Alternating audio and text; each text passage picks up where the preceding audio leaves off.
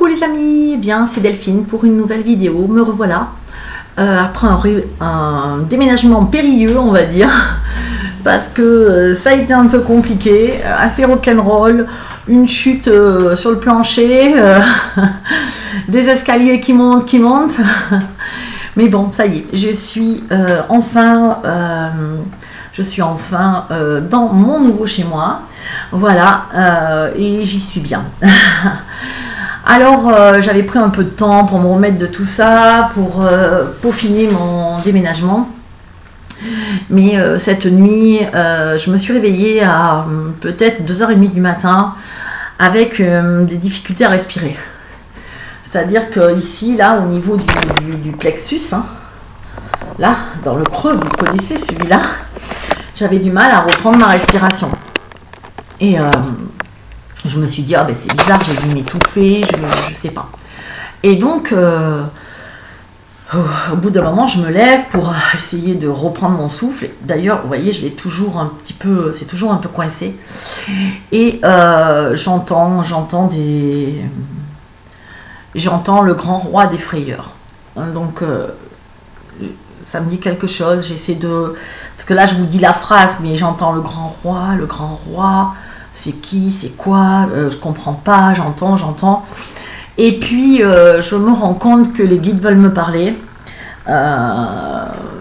et que c'est pour ça que je suis un peu angoissée, enfin pas mal angoissée. Ça vient pas de moi finalement, c'est qu'il y a un message qui me demande à la hâte de prendre un message. D'où cette vidéo aujourd'hui. Alors, j'entends le grand roi des frayeurs, je me dis non, comme d'habitude, vous savez, je rechigne à aller chercher mon cahier, alors surtout que là, j'ai la chambre en haut, le bureau en bas, donc il faut que je descende tous les escaliers, que j'allume la lumière, autant dire c'est mort pour moi la nuit. D'ailleurs, la nuit a été morte, donc je suis allée chercher ce cahier, je me dis ouais, ça me parle de Nostradamus qui disait un truc comme ça, voilà. Et donc, me voilà, parce que le temps que ça dure, il est 4h du matin, et me voilà en train de, les lumières allumées, en train de prendre un message des guides pour nous. Parce que nous sommes rentrés aujourd'hui, voilà ce qu'ils m'ont dit, donc c'était hier, donc ils m'ont dit demain, à moins que ce soit pour demain, puisqu'il était 4h du matin. Aujourd'hui, nous sommes rentrés dans la phase 3. Du processus. Phase 3, ça veut dire quoi? Ça veut dire la phase du chaos. La phase 1, c'était toute la phase confinement, intériorité. La phase 2, ça a été la phase action-révélation. Petit à petit, plein de révélations qui se sont mis en... Vous savez, après le mois de juin, qu'il y a eu ce basculement et ces révélations qui sont arrivées de plus en plus, avec des comment dire, des vérités, des choses qui, des frustrations, des privations, voilà, tout ça, ça s'est mis en place. C'était la deuxième phase. La troisième phase, c'est le chaos. Nous y rentrons, me disent-ils dès aujourd'hui. Alors, aujourd'hui, ça veut dire pour les guides, vous savez, ça ne veut pas forcément dire aujourd'hui, je ne sais même plus combien on est, aujourd'hui le 6 octobre, ça ne veut pas forcément dire le 6 octobre. Mais en tout cas, ça veut dire qu'aujourd'hui, là, dans les jours qui suivent, dans les heures qui suivent, je suis en attente de quelque chose qui va arriver. Alors... du coup j'ai pris mon cahier et puis j'ai fait comme je faisais d'habitude, j'ai pris leur message. J'aimerais vous dire que les temps vont être magiques, et ils le seront sûrement, mais rappelez-vous quelque chose avant que je commence cette lecture, c'est qu'après la pluie vient toujours le beau temps. Le principal, c'est de rester dans votre intériorité. Même si tout autour de vous est en train de tomber, vous restez centré, restez unis, restez groupés. C'est vraiment le message d'aujourd'hui. Le monde extérieur est en train de s'émietter. Telle la tour. Oui, effectivement, je vois la tour du tarot de Marseille, la tour foudroyée, la carte 15, non pas 15, la carte, je sais plus où j'en suis, c'est la 14, la 16, qui montre une tour, effectivement, foudroyée, qui s'écroule, c'est-à-dire que tout est en train de s'écrouler,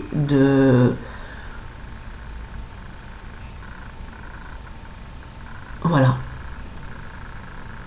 Mais nous, même si on se retrouve dans des situations peu inconfortables, pensez bien que nous ne sommes pas seuls, parce que parallèlement à ça, à cet écroulement, il y a un élan de solidarité qui se met en place.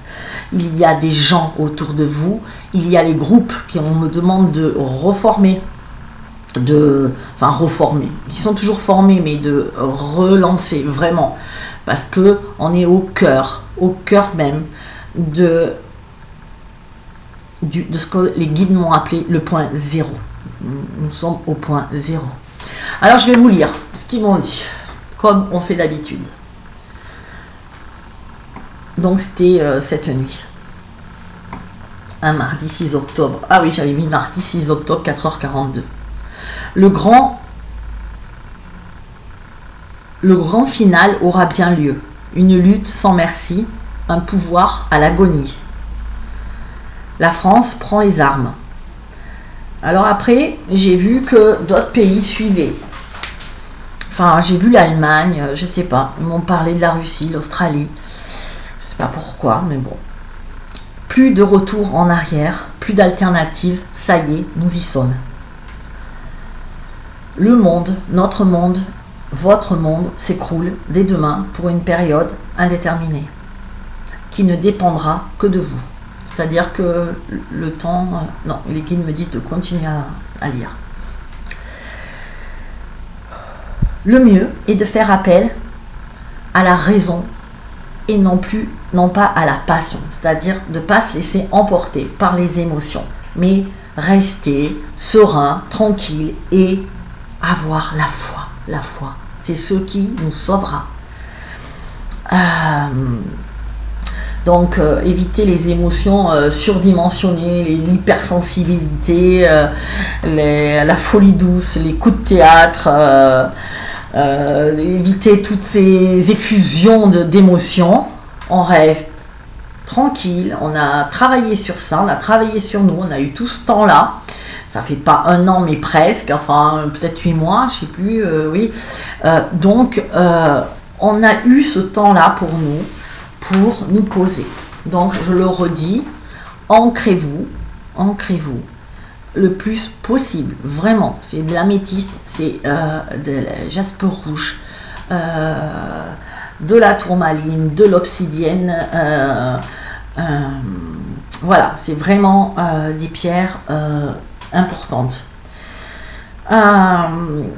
Ensuite, on me dit, à partir de demain, donc c'est peut-être demain, mais en tout cas on y est, on est en plein dedans, plus de nuances, plus de silence, plus de visages fermés, mais beaucoup de cris de colère, beaucoup de frustration, dû à des frustrations trop longtemps retenues. Donc ce qu'on veut me dire, c'est que je ne sais pas si vous avez remarqué la morosité ambiance, avec en plus les pluies diluviennes qui se sont abattues, tout le Covid, voilà, il y a eu plein de choses qui ont fait que les gens, je ne sais pas si vous avez remarqué, mais les gens ne sont... Et puis on rentre aussi dans l'automne, hein, donc c'est jamais une période pour beaucoup... même si moi c'est ma période préférée, je pense que beaucoup n'aiment pas forcément cette période. Parce que c'est une période où les jours raccourcissent, où on se met au repos, la nature se met au repos, nous on a moins de temps d'ensoleillement. Donc c'est une période qui est sujette aussi à la morosité. Et elle est accentuée. Regardez dans la rue quand vous vous promenez, les gens sont gris. Le teint est gris, les sourires sont... Il n'y a plus de sourires, il y a... vous lisez, même pas de la peur, je crois que c'est plus de la peur, c'est de la tristesse, vraiment, je ressens un monde triste, morose, des gens sans espoir.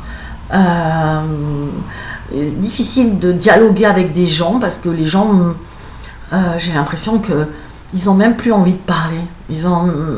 On s'habitue à plus voir, à plus toucher, à presque plus parler. Et on est rentré là-dedans. Et ça, c'était vraiment cette fin d'été.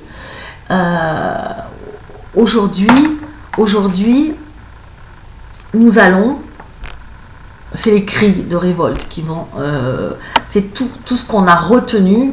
Il va y avoir un élément déclencheur, quelque chose qui va faire que, pow, ça va être quelque chose qui va être révélé, ou quelque chose qui va arriver qu'on va plus pouvoir ignorer.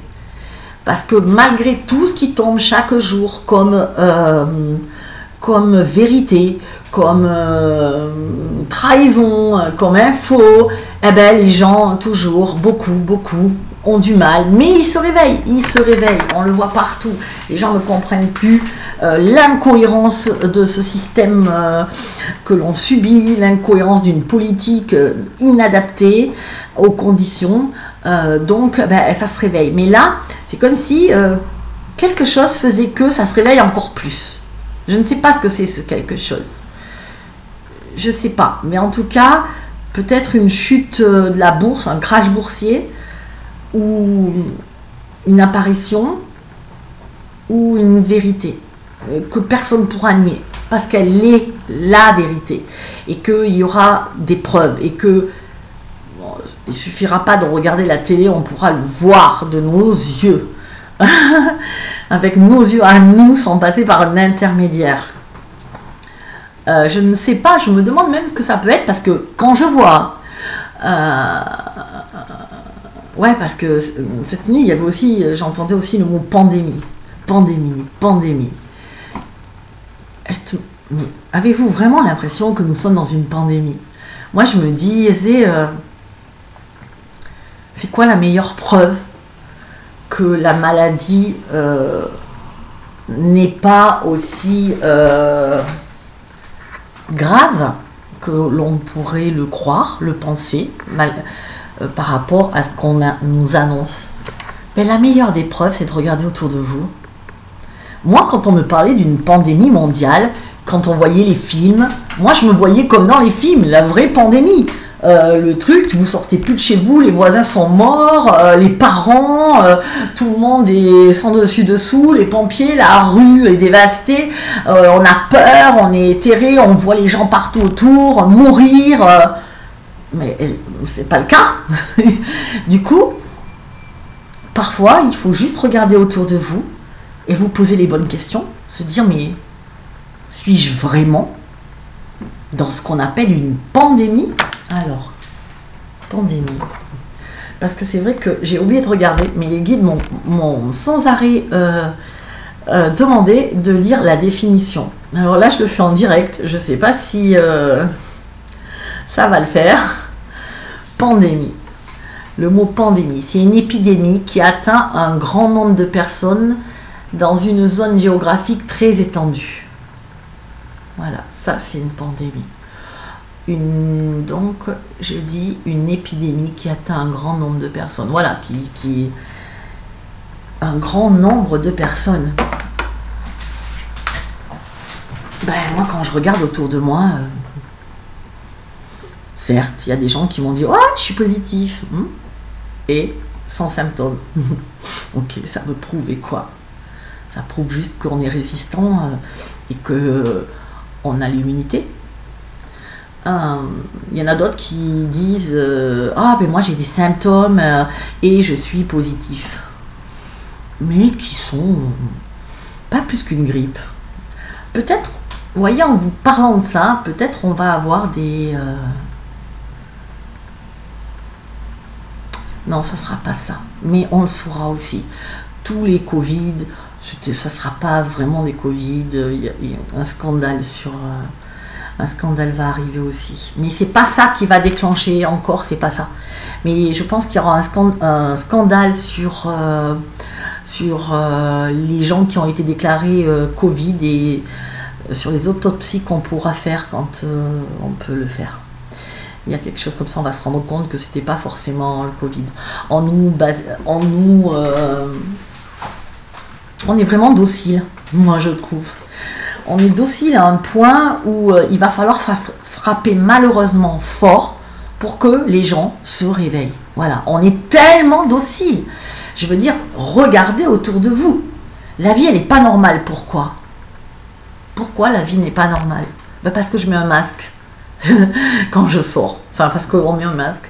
Parce qu'on ne peut plus aller au ciné. Parce qu'on ne peut plus aller au spectacle. Parce qu'on a du mal à aller au resto, au bar. Puisque maintenant, voilà, dans certains...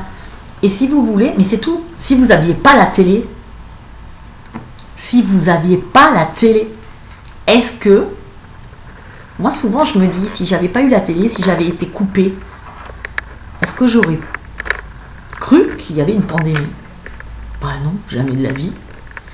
J'aurais vu quelques malades de ci, de là, comme tous les ans, des grippes. Voilà.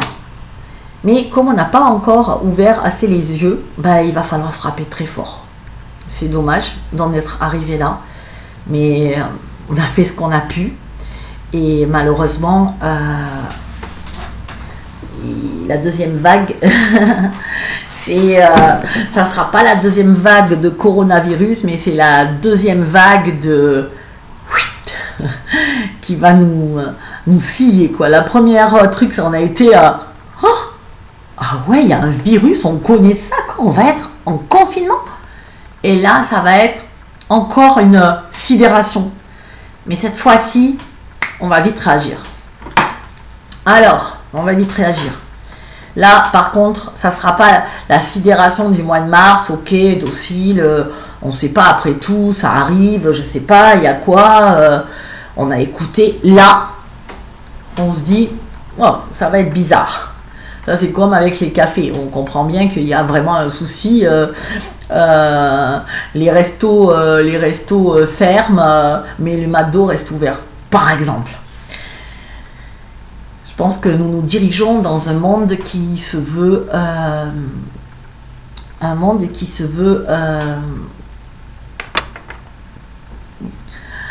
qui veut casser toutes les petits et moyennes entreprises et qui ne veut garder que des firmes multinationales à des grands trusts ou qui réuniront des populations, des employés, une même usine pourra, voilà, et sur leurs conditions quand ils auront le monopole, parce que tout le monde se sera cassé la figure, il restera que une poignée, une dizaine de millionnaires qui tiendront le monde. Voilà, et je pense qu'on en est là, plus d'indépendants, juste aller travailler pour eux, faire partie d'une chaîne parce qu'ils auront tout racheté. Ça, c'est le scénario catastrophe, mais c'est le scénario qui arrive très très vite. Mais quelque chose va faire que ça ne va pas se passer comme ça. Ça ne va pas se passer comme ça, et vous pouvez en être sûr. Ils veulent qu'on en arrive là, mais on va se réveiller parce que quelque chose va nous faire une révélation. Et même si c'est quelque chose va nous... peut-être va nous terrifier, peut-être va nous sidérer, nous inquiéter, elle va nous sauver. Ça va nous sauver. C'est ça qu'il faut retenir. Ne retenez pas le fait que c'est la catastrophe. Retenez que je dois passer par là pour être sauvé. Il y a le feu. Les pompiers vous disent allez, sautez. Ils tiennent leur truc là, leur matelas ou je sais pas quoi, ou leur... je sais pas comment ça s'appelle. Et ils tiennent et ils disent allez, vas-y, saute. Bon, de toute façon, si tu sautes pas, t'es mort. Mais il faut que tu sautes. Alors, t'as peur, tu flippes, t'es sidéré, t'es stressé, t'es angoissé, mais t'es obligé d'y aller, quoi. Et t'es sauvé. Voilà, c'est exactement ça. Donc, ne voyez pas l'expérience comme elle arrive, mais voyez au-delà, regardez la finalité de pourquoi elle arrive. C'est la finalité que vous devez tout le temps garder en mémoire. Ok. Ensuite, on me dit, je sais plus, j'en ai tué. Oui, il y avait des frustrations, trop longtemps retenues, des cris qui arrivent. En fait, tout se passe comme cela doit se passer, selon le plan. Trop longtemps, vous avez été aveugle et le temps est venu de libérer vos esprits embrumés. C'est ce que je disais. Même toi, il s'adresse à moi, même toi, tu ne sais pas un dixième de la vérité et vous êtes tellement loin du compte. Comme si on nous cachait des choses énormes, on va être sidéré. Mais vraiment, je me demande même ce que ça va être pour qu'on soit à ce point choqué. Et qu'on soit aussi choqué, mais en même temps qu'on puisse plus contester, enfin qu'on se dise, bon, ok, ben, la vérité elle est là, il y a même plus, on sera tous d'accord, ça va réunir tout le monde. C'est comme si ceux qui te disent, oh arrête avec tes trucs de complotiste, tu dis n'importe quoi, et ben ceux-là ils vont se rallier, on va faire un.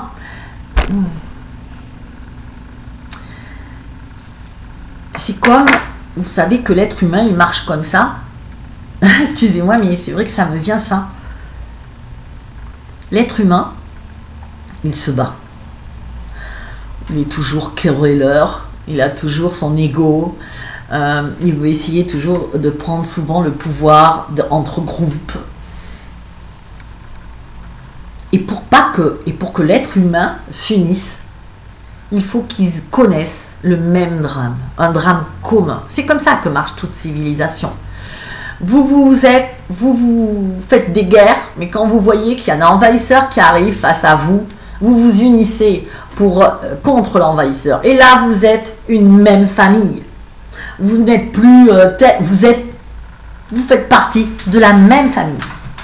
Donc, c'est exactement ce que je vois qui va se passer. C'est comme quelque chose d'extérieur qui va arriver, une menace,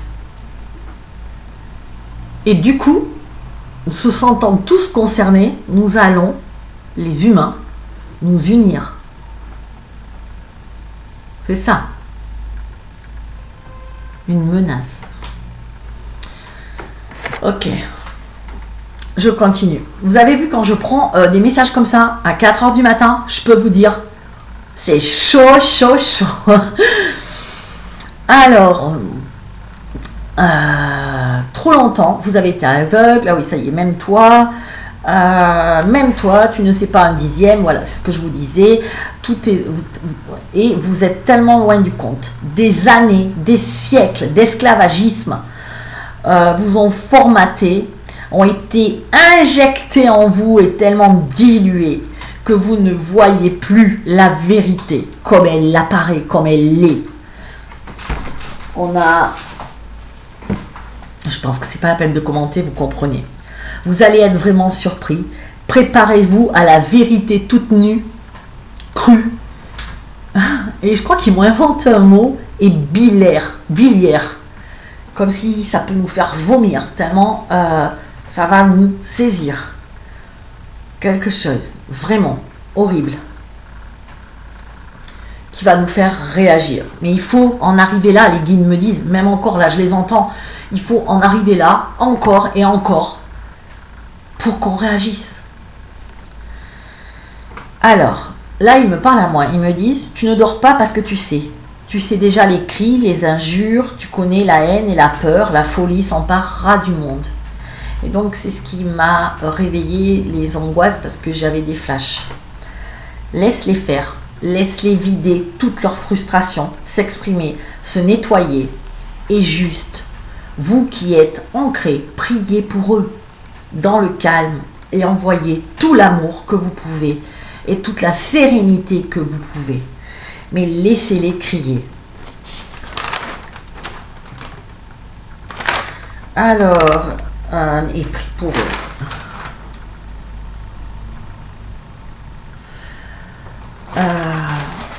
Ok. Ok. Après, il me parle de soldats de l'Empire du Soleil Levant. Je ne sais pas. Qui vont se lever. Ne juge pas. Ne jugez pas. On me dit. Observez. Laissez aller. Prenez du temps. Et savourez votre paix intérieure. D'où la nécessité de se mettre dans notre cocon. Voilà pourquoi j'ai déménagé. Pour que je sois bien dans mon truc à moi. Dans un petit cocon où je puisse me recentrer sur moi et être en paix intérieurement. Parce que moi, je vous le dis aujourd'hui, quoi qu'il arrive, quoi qu'il se passe, je suis en paix. Je suis en paix. Et je suis prête à beaucoup de sacrifices pour que ce monde, pour que ma fille grandisse dans un monde meilleur. Je suis prête à donner ma vie pour que nos enfants connaissent une enfance comme on a passée, où il faisait bon vivre. Ne laissons pas une planète dévastée à nos enfants, où on ne peut plus respirer. Donc on continue. Le monde entre en guerre, on me dit. Dès demain, ils m'ont relis ça. Telle une bombe atomique. Chacun... Attention, c'est du figuré. Voilà, les guides parlent toujours en figuré. Donc je l'interprète de façon figurée. Telle une bombe atomique. Chacun va être secoué à sa manière. Et chacun jugera l'autre selon son vécu. Mais personne n'en sortira comme avant. Ça me fait un peu penser, c'est ce que je vous ai expliqué tout à l'heure avec la deuxième vague. La première vague, entre guillemets, moi j'appelle ça une vague d'énergie. La première vague, on a été sidérés. Et on ne peut pas dire que oui, il y a un après-confinement. Des fois, les gens ils disent oh, ben, on croyait que l'après-confinement, il était bien. Ben, il allait être top parce qu'on a pris conscience. Mais on a pris conscience. Après, on ne sait pas comment faire. C'est difficile quand vous avez des gens en face de vous qui vous restreignent, qui vous mettent en prison, qui vous tapent. On n'est pas habitué, on n'a pas vécu ça, nous. Et donc, c'est compliqué. Mais, si vous voulez, je ne sais plus ce que je disais, comme d'habitude. Ah oui, si on n'a pas vécu ça, et du coup, c'est un peu compliqué. Donc, la première vague, c'était... On n'est pas sorti indemne de cette période de confinement. On a tous changé. On a tous dit, ok, on va faire ça. Et beaucoup se sont mis en action. Très peu ont gardé la même, alors peut-être la même vie extérieure, mais intérieurement, on a tous bougé. On a tous bougé. Et là, c'est comme si on nous disait, on va à nouveau rebouger dans notre structure. Mais là, on va faire... on va bouger et on va faire action. Alors, il y aura du bruit, beaucoup de bruit, du vent, des tempêtes tropicales, des tremblements de terre et malheureusement des morts. Ne sois pas triste, parce que la terre a besoin d'être nettoyée et des vents puissants balayeront tout sur leur passage. Ensuite, le soleil ardent réchauffera vos cœurs. Ne crains pas le soleil, mais bien plutôt la lune, qui pourra,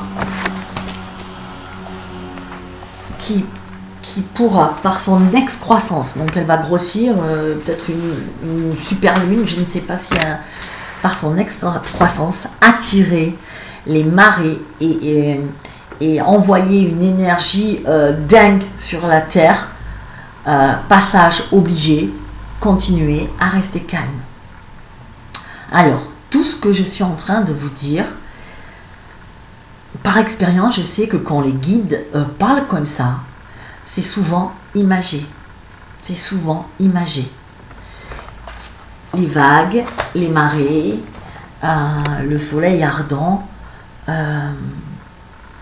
les vents puissants. On n'est pas forcément dans des tempêtes au sens propre, mais peut-être au sens figuré. Donc, souvent les guides parlent au sens figuré. Hein, ils envoient toujours des images, vous le savez, voilà, c'est des images. Donc, peut-être, ce sont des images. Donc, ne paniquez pas. Alors, le grand roi des frayeurs est venu. Il a tout dévasté. Il a équilibré les forces contraires et remis les compteurs à zéro. Ça, c'est le coronavirus.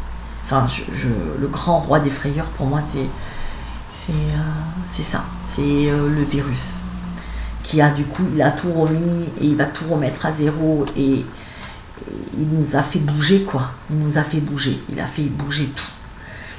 Vous êtes au point zéro de votre humanité. C'est à vous de jouer maintenant. Alors, chouchoutez-vous, calfeutrez-vous, aimez-vous. L'union des cœurs vous sauvera. Seule l'union vous sauvera. Restez groupés, jamais isolés, toujours soudés et agissant d'une seule voix. La victoire est au bout de la route. Alors, d'où l'importance de mes groupes. C'est ce que je vous disais tout à l'heure. D'où l'importance de refaire des groupes, d'à nouveau réunir les gens, de ne pas laisser quelqu'un sur le côté. Il y a plein de groupes qui se créent actuellement, encore plus qu'avant. Des groupes de soutien, d'aide. Ça veut dire que vous ne serez jamais seul. Jamais seul. Ok ? Nous avons tous encore des groupes dans chaque département. Et nous allons, je vais essayer de coordonner un peu tout ça. Voilà, parce que je reviens à mon plan d'attaque du départ, ne pas être seul. Alors, il me montre une route. Je vous explique. Attends.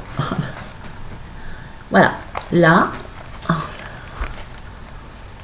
Voilà. Là. Là, il y a marqué chaos pendant 2 ans. Ensuite, vous avez 2 ans de plus. Il y a marqué reconstruction. 8 mois, dissolution. Et encore 2 ans, 2 mois. Ah non, après ils m'ont pas dit. Destruction. Et là, instauration d'un nouvel élan de vie. Ici. Voilà. Récupération. Récupération, ça veut dire... ben voilà, on retrouve une structure. Par contre, tout ce temps-là, là, jusqu'à là, il y en a 5 ans au moins, on est en destruction, restructuration. Voilà, c'est des sables mouvants et c'est normal. Je pense pas qu'on aura par exemple, je pense pas que on aura un président par exemple. Je pense qu'on va avoir comment on appelle ça, un comité, un groupement pour le gouvernement. Il y aura plus de chef d'État, mais un collectif, voilà, un collectif. Quelque chose comme ça. Donc forcément, le temps que ça se mette en place pour créer des nouvelles règles dans la société, entre ceux qui voudront, ceux qui voudront pas, ça va être... Attendez, on m'interrompt.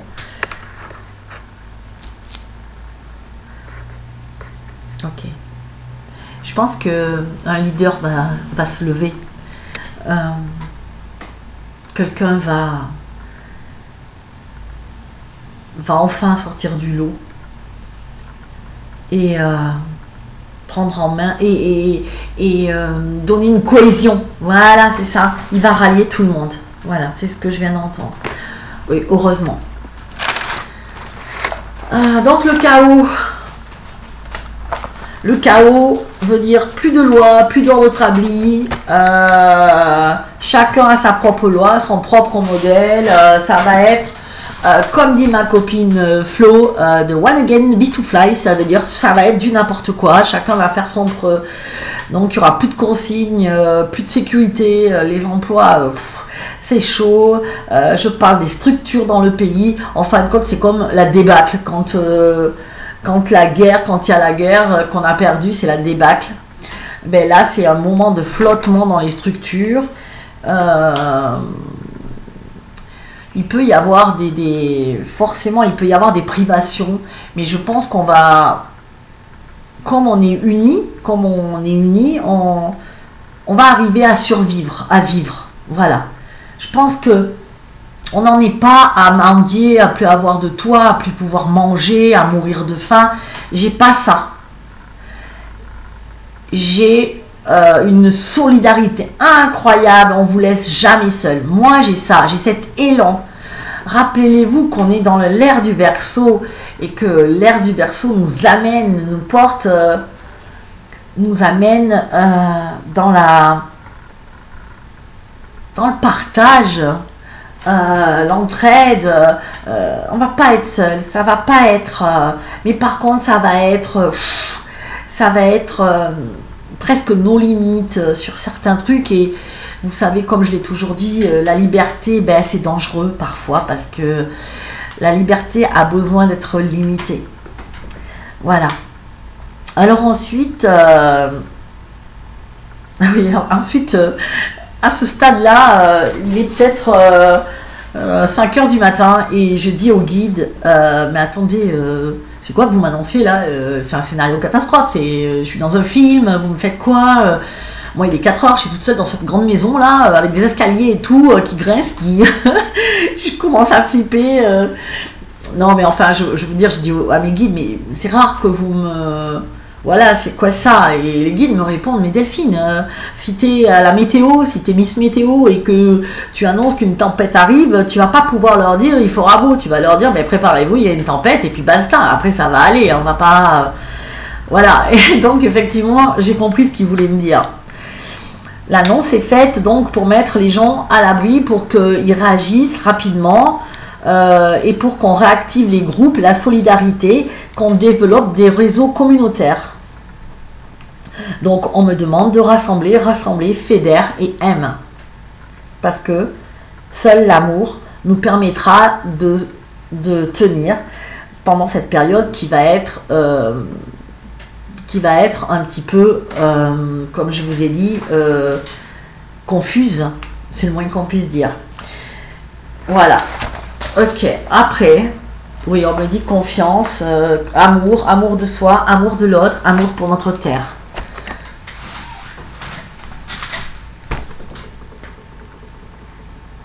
Ah, ça je me rappelais même plus que j'avais dit. Ils me disent, nous sentons bien que tu n'es guère très réactive à notre message et que ces nouvelles t'emplissent d'interrogations. Mais nous devons de prévenir les gens afin qu'ils se regroupent et se mettent en sécurité. Alors se mettre en sécurité, c'est pas un bunker, je ne sais où. Se mettre en sécurité, c'est juste se regrouper, communiquer avec d'autres personnes. Voilà, c'est juste ça. C'est pas faire des réserves d'eau ou je ne sais quoi. Ne cédez pas à la panique. Parce que avec justement ce réseau d'entraide, il y a des groupes partout qui se créent. Donc avec ces groupes-là, il n'y a pas de souci. Voilà. Alors, le monde va subsister, mais dans un fonctionnement hasardeux, sans structure, pendant quelque temps. Gare donc aux gens qui sont trop rigides, à ceux qui ne savent pas s'adapter, car cette fois, il va vraiment falloir faire preuve d'adaptation, de souplesse et de lâcher prise. Alors après, je ne sais pas pourquoi, ils m'ont parlé de Donald Trump. Donald Trump n'est pas malade. Bon, voilà. Il use de stratégies pour renforcer son pouvoir et se proclamer gagnant face à un virus indestructible et sans doute susciter l'admiration. Il œuvre pour son bien, mais il œuvre aussi pour tous. Son rôle n'est pas négligeable et il sait où il va et pourquoi il le fait, mais n'y voyez pas un sauveur, Car si son but est de faire cesser une dictature d'élite et de pouvoir, il compte bien instaurer plus tard la sienne. Enfin, son pouvoir à lui, finalement. Donc, méfions-nous. Restons méfiants. Ensuite, très chère Delphine, je commençais à fatiguer, il devait être 5h15. Très chère Delphine, l'heure n'est plus à dormir. Oh, l'heure est au combat. Désormais. Ah oui, alors, ah non, le truc de ouf.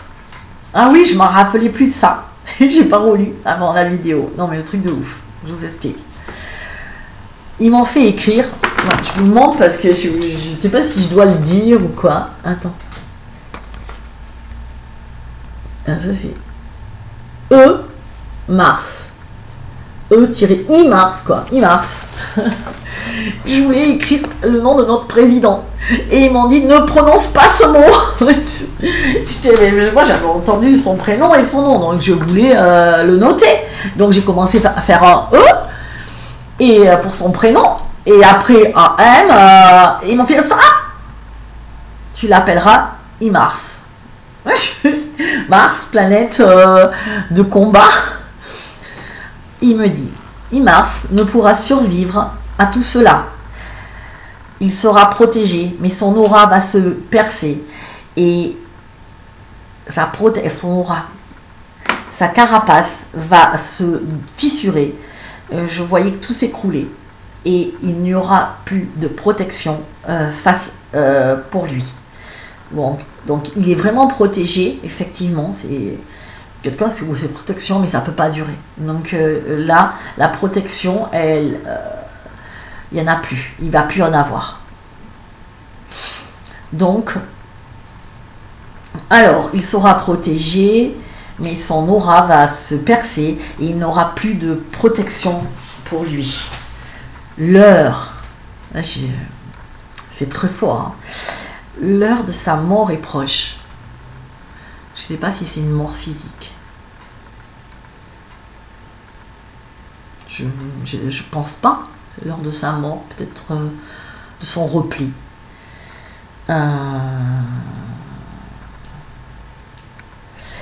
Il est donc sous protection actuellement, sous une protection des forces noires, et il ne pourra pas longtemps résister au soleil qui se lève, enfin apportant avec lui des jours meilleurs. Ne dramatise pas, sois confiante. Bientôt ton appel sera entendu partout et tu pourras être fier de ta mission. Tu te rappelles, échec et maths. Ouais, ça c'est ma phrase à moi. C'est quand je sais qu'il faut lâcher un truc qu'on espère, qu'on attend,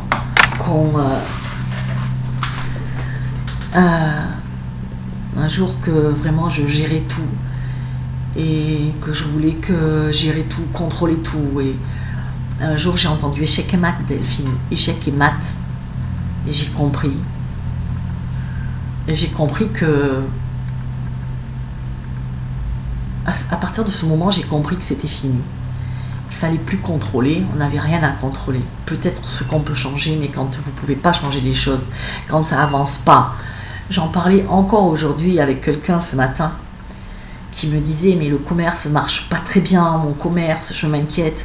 De quoi tu t'inquiètes? Je veux dire, tu as fait tout ce que tu pouvais faire, ok. T'inquiéter ne changera rien au fait que moi je lui disais la vie c'est ça, surtout dans le commerce, vous le savez, voilà, ça fait comme ça, et de toute façon partout, même dans nos vies à nous, ça va moins bien, ça va, et ça fluctue, c'est comme ça la vie, ça veut dire je vis, c'est notre cœur qui bat, tac, tac, tac, tac, tac, tac, tac, tac, tac.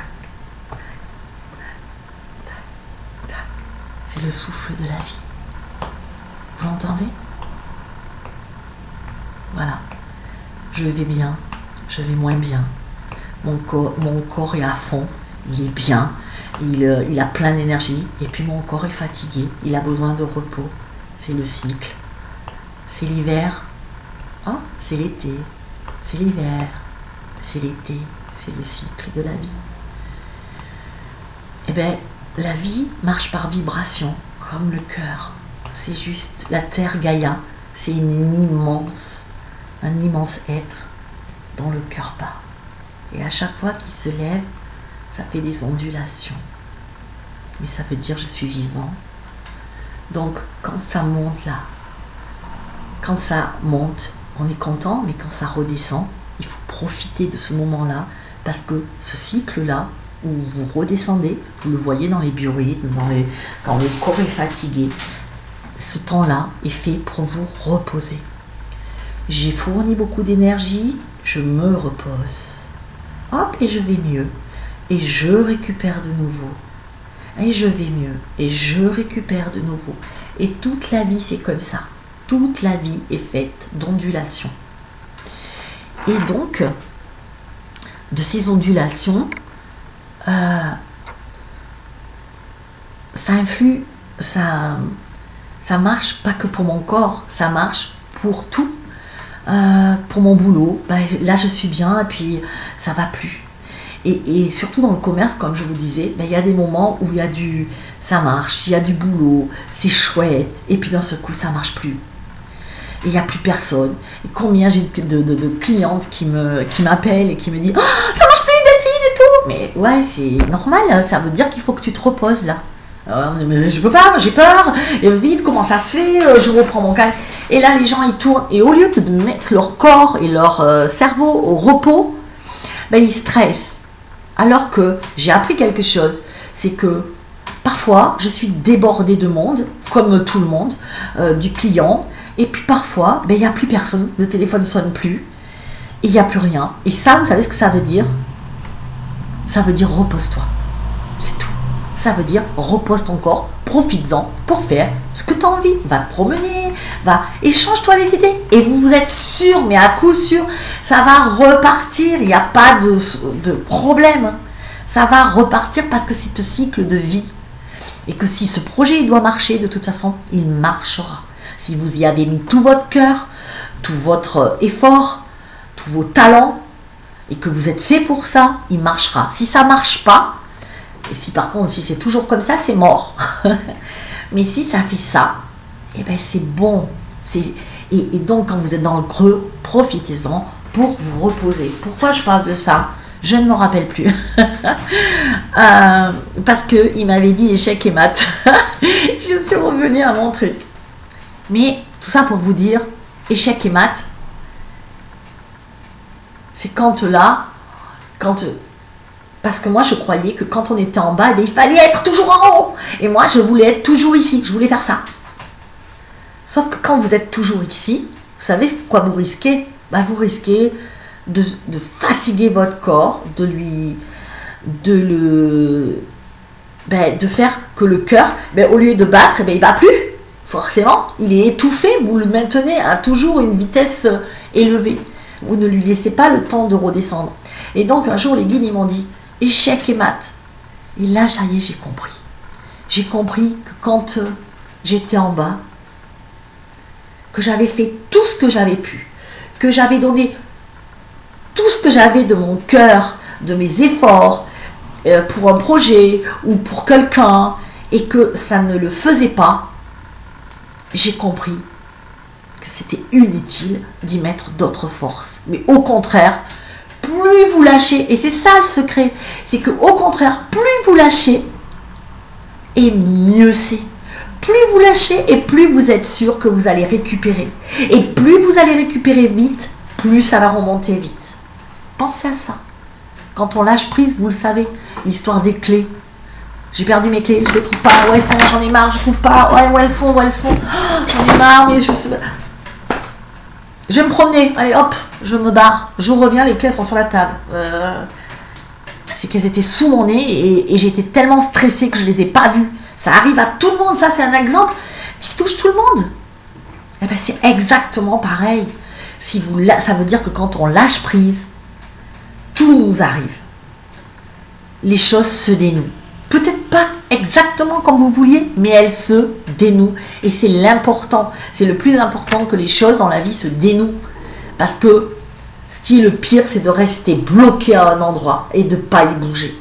Vous êtes un carrefour et vous restez. Et il y a des gens, bah, ils restent en carrefour. Ouais, je reste là.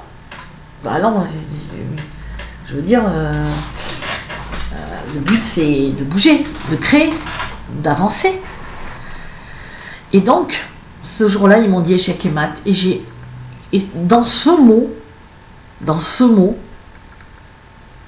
deux mots, 3 mots, j'ai compris tout ce qu'il y avait derrière, tout ce que je viens de vous expliquer.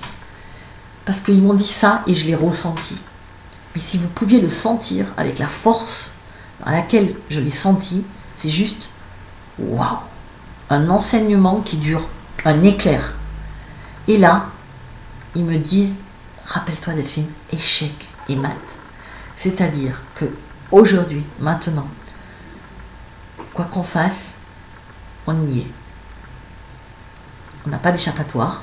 On doit affronter ça, tous ensemble, unis, soudés et dans l'amour. Et on va l'affronter. Et on va gagner. Parce qu'on a déjà gagné. Il faut juste restructurer quelque chose. Juste redonner vie à quelque chose. À un nouveau système qui correspond à nos nouvelles personnes, à nos nouvelles personnalités, à notre nouvelle vibration, à nos enfants qui ne vibrent absolument pas comme vibraient nos parents et nous, et encore pire nos grands-parents. Les enfants sont, on les croit, nos enfants, on se dit qu'ils sont un peu dans leur monde, dans leurs jeux vidéo, refermés à ce monde, mais ils sont d'une sensibilité incroyable, nos gosses. Ils ont une perception, ils sont nés avec ça, ils sont nés dans cette terre-là, ils sont nés pour vivre ça. Et quand ils vont se réaliser dans un monde qui leur est adapté, là pourquoi ils se referment sur eux? Parce que le monde dans lequel ils vivent n'est pas adapté pour eux. N'est pas adapté. Mais là, on va leur faire un monde où ils vont pouvoir réaliser tout leur potentiel. C'est pour ça que je ne m'inquiète jamais pour les enfants, parce que je sais que nos enfants, pour eux, c'est que du bonus. Voilà. Donc, je reprends. Ils me disent plus de résistance, plus de force, lâchez, stop. On ne va plus lutter chaque jour pour la survie, comme on le fait depuis des années. On va juste vivre. C'est terminé. Alors ça, c'est un super message d'espoir. C'est terminé. Lutter, se lever, aller au boulot, se faire chier. Excusez-moi, mais un boulot qui ne nous plaît pas. Un patron qui nous persécute. Un mari, quand on rentre, qui peut ne pas être disponible aussi. Des enfants turbulents. Et on essaie de compter les sous pour avoir des sous à la fin du mois, pour payer le loyer, pour payer tout, on est acculé et on va au courrier et on sait qu'on va avoir des factures et on sait que, et en plus maintenant on ne peut plus sortir pour se changer les idées, pour se prendre une bouffée d'oxygène, on n'a plus le droit. Et là, échec et maths, stop, stop. Stop. Alors, vous allez me dire, mais alors quoi, on va plus au boulot, on fait plus rien? J'allais vous dire, déjà, si vous y mettez cette intention-là, de dire stop, non. Déjà, vous avez fait la moitié du chemin. Stop, je m'en fous. Tu voudras me licencier? Ben, tu me licencieras. De toute façon, ce monde ne va pas aller loin, donc basta. Ne vous inquiétez pas pour ce que vous allez devenir, parce que de toute façon, si vous restez comme ça, à essayer de survivre dans un monde comme ça, vous ne survivrez pas. Je vous l'assure, vous n'allez pas survivre. Parce qu'ils vont nous engloutir. Les grandes multinationales vont prendre possession de toutes les entreprises. Et ils vont recruter à leurs tarifs, à leurs conditions. Et nous, les gens, les humains, comme on aura besoin d'argent pour vivre, on va obéir. Et on va travailler des heures et on va régresser. Et on va en crever. Donc, échec et maths, c'est terminé. Ne vous pliez plus à ça. C'est terminé. dites-le vous sans arrêt. Ça, c'est vraiment le message des guides. C'est stop. C'est stop. On lâche prise. Ok, j'ai plus d'argent. Et alors, qu'est-ce qui va arriver de pire? Ce que je disais ce matin. Qu'est-ce qui peut arriver de pire? Raconte, dis-moi, qu'est-ce que c'est? Là, il me dit, ben, j'aurai plus d'argent. Et alors, ben, je peux plus payer mon crédit. Ok, et donc, ben, ils me saisissent ma maison. Ok, et alors? Ben alors, j'ai plus de maison. Donc, tu es tout seul, tu es sur les ponts. Ah ben non, non, non, ben non, j'ai ma famille, j'ai... Ok, t'as ta famille, t'as des mondes, t'as des groupes, on a créé pour ça. Au pire, c'est notre ego qui dira, oh ben non, je retourne pas chez mes parents. Forcément, même moi, je me dis, mais au pire, qu'est-ce qui peut arriver? Faut pas s'inquiéter. Parce que ce qui doit arriver, arrivera. Et ce qui ne doit pas arriver, n'arrivera pas. Parce que tout est juste parfait. Parfait dans ce monde. Et là, malgré tout ce que je vous annonce aujourd'hui, ma copine Flo me demande comment je peux être optimiste avec un tel message. Parce qu'elle m'a dit, mais t'es pas angoissée?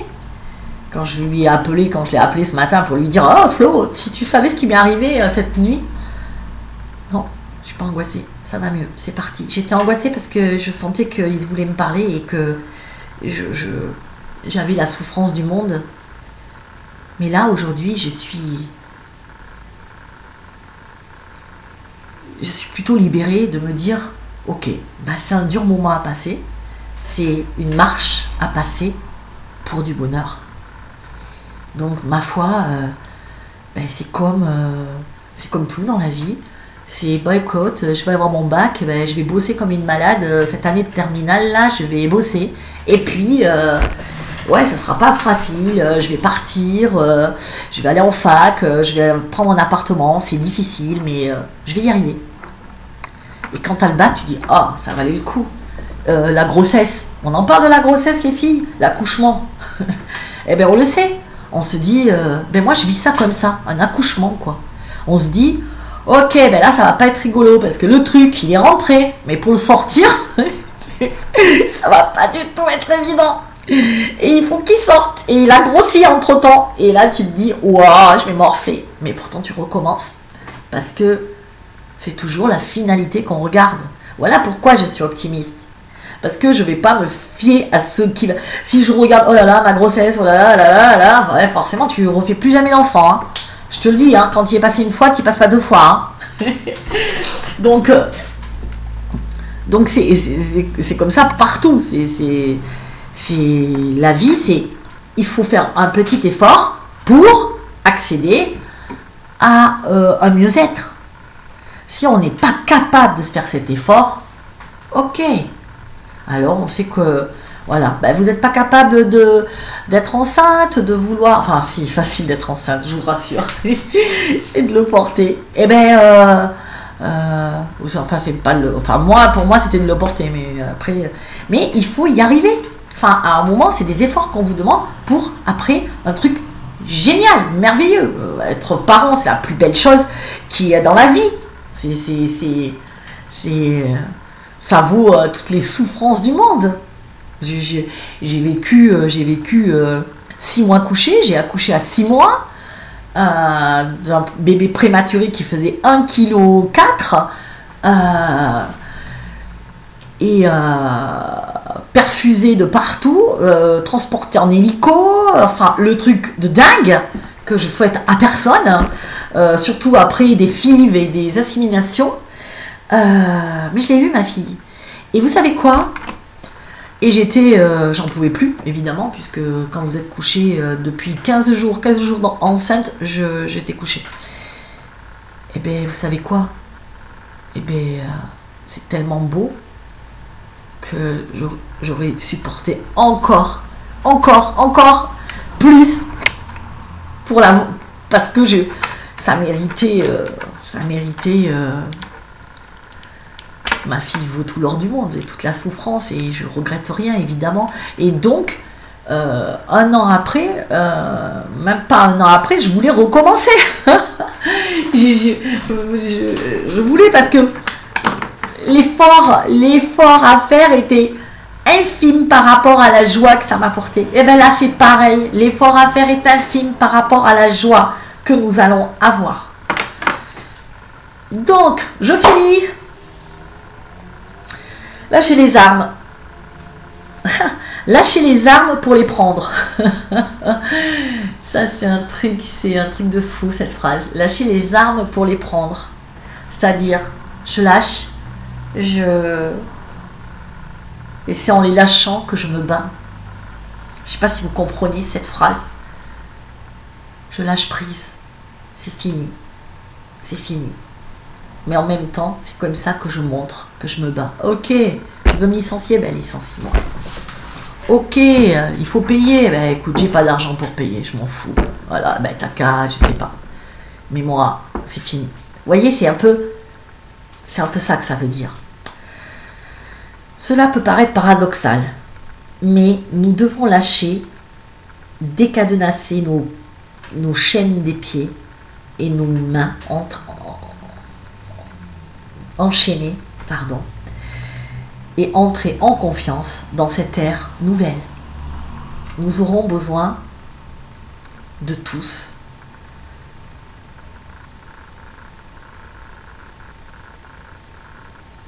Ah oui, il me parle aussi peut-être d'un couvre-feu. Je sais pas, j'ai couvre-feu. Les gens auront peut-être peur, calfeutrer chez eux parce que le couvre-feu aura été décrété. Alors, tu pourras dire au monde que tout ne fait que commencer.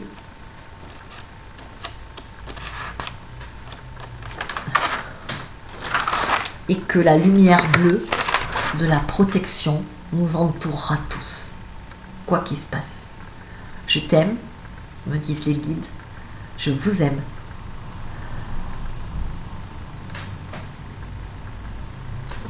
Qu'est-ce qu'il y a marqué là? Je t'aime, je vous aime, nous vous aimons, peuple de terre. Votre libération est en cours et entre vos mains. Vous n'avez plus qu'à y aller. Amen. Je sais, c'était une longue canalisation. Une canalisation qui se veut porteuse d'espoir, malgré l'angoisse que ça peut procurer chez certains. Mais moi, je vais retenir que, comme d'habitude, parce que c'est moi, Delphine, et que je ne retiens que l'amour, que l'espoir, que le bonheur. Et moi, je vois que ça. Je vois que malgré une canalisation où on nous prédit des temps compliqués, incertains, moi, j'y vois un avenir meilleur. Moi, j'y vois un soleil se lever de nouveau sur nos cœurs, nous réchauffer.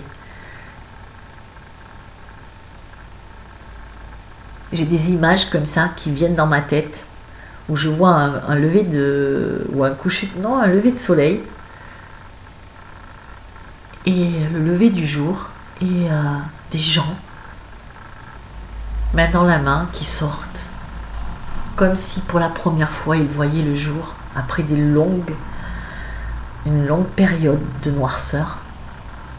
Et je les vois, main dans la main, se rassembler, se regarder, se sourire, s'aimer. Nous ne sourions plus, nous ne voyons même plus notre sourire. Nous ne nous touchons plus. Nous sommes tellement éloignés aujourd'hui de nous, de l'autre, de nos enfants. Je crois que tout passage a besoin d'un petit effort collectif. C'est un effort, comme partout. C'est comme si on devait grandir. Vous savez, quand on change, quand on est à l'âge enfant et qu'on va au collège et qu'on nous dit « Allez, maintenant t'es grand, tu vas aller au collège. Et waouh, on se dit, waouh, je prends sur moi, je vais au collège, là, je suis grand, quoi. Que après, on te dit, allez, maintenant, c'est le lycée, allez, maintenant, tu vas rentrer dans la vie, tu vas avoir ta maison, et quelque part, bah, t'es fier, quoi. T'as peur, t'es stressé, tu te dis, il va se passer quoi? Je suis seule, livrée à moi-même, mais... Et quelque part, c'est pour votre bien. Et je me veux un peu comme une mère qui va vous porter, je sais pas pourquoi, parce que je revois mon père quand j'ai eu un appartement pour la première fois. Mes parents m'ont pris un appartement et donc ils m'ont pas très loin de chez moi en fin de compte, mais pour m'habituer un peu en terminale. Et du coup, moi j'avais l'appartement, j'étais très contente, j'y allais le jour et la nuit, bah, je rentrais, je prenais le car et je rentrais. Et je suis rentrée et mon père m'a dit, mais c'est normal que tu sois là, toi, t'as pas d'appartement maintenant? Alors moi j'ai dit, bah oui, j'y suis allée à midi, tout va bien, j'étais externe et tout, mais moi j'ai peur, je veux pas y dormir, quoi. Et mon père m'a dit, ok, ce soir tu dors ici, mais demain, tu peux pas, demain tu dors chez toi, parce que maintenant tu es grande et que maintenant tu dois prendre tes responsabilités. Et moi je flippais grave, quoi, je voulais pas y aller, j'ai dit papa s'il te plaît et tout. Mon père a dit non, il faut que tu grandisses, il faut que tu apprennes à ne plus être dans nos jupes, quoi. Enfin pas à ma mère, parce que mon père il a pas de jupe. Et si tu veux, le lendemain, bah, j'ai pas pu, donc j'ai repris le car et je suis arrivée chez moi et mon père de nouveau, mon père et ma mère m'ont attendu, ils m'ont dit mais tu fais quoi? Et j'ai dit non, moi j'ai trop peur. Et mon père il m'a dit tu manges et je te ramène. J'ai mangé, un nœud à l'estomac de fou, et puis il m'a dit allez, on repart. Et il était 8h, c'était septembre. Et je suis arrivée là-bas et il m'a accompagnée dans l'appartement. Il m'a dit regarde, tout va bien, c'est un immeuble, il y a des voisins, il n'y a pas de souci, il y a une porte en bas avec un digicode, tout va bien, tu ne risques rien, tu as la porte, tu la fermes à clé. Et il est reparti. Et il m'a dit, je suis fière de toi parce que tu deviens une adulte. Que tu vas être une magnifique adulte, un truc comme ça, et que tu vas réussir. Et ça m'a porté ça. Et vous savez quoi? J'y suis restée. J'ai pas dormi de la nuit évidemment parce que je regardais la porte en face de moi parce que j'avais peur. Et dès que l'ascenseur, j'avais peur. Et dès qu'il y avait une porte qui s'ouvrait, j'avais peur. Puis le deuxième jour, le deuxième jour, j'avais aussi peur, mais un peu moins. Puis le troisième jour, j'ai fini par dormir. Et allez, peut-être 2 mois après, j'ai oublié de fermer ma porte à clé. Et j'étais trop bien, je voulais même plus rentrer le week-end. Merci papa. Et ben voilà, comptez sur moi pour vous suivre en vidéo. Je suis pas votre papa, je suis peut-être pas votre maman, mais je suis là. Je peux pas faire de miracle, mais avec mes vidéos, je peux vous porter, vous aimer, vous tenir la main peut-être et vous dire waouh, rappelez-vous le soleil qui se lève, c'est juste magnifique. Je vous aime, à bientôt et croyez en vous, croyez en vos forces. Libération, rappelez-vous. Je vous aime. Ciao.